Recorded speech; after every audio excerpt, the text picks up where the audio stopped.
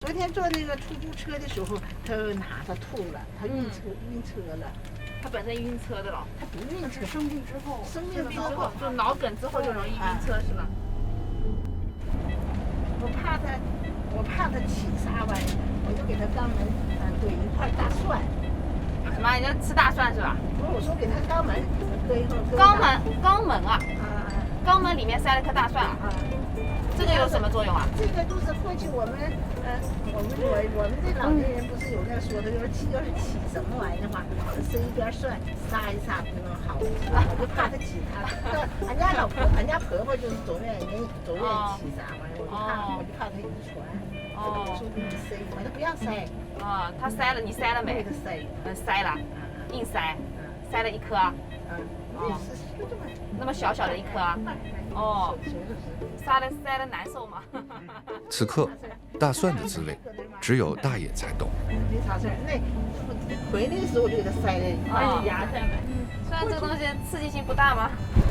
过去老年人都有那说怕起，也是个异物啊。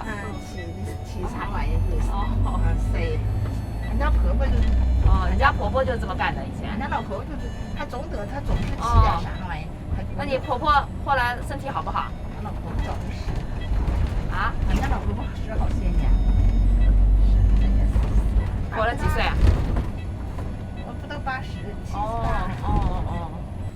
好了，到了啊。不给我吧，我煮的。给它抱下来吧。哦，脚踝还是膝盖了？脚踝啊。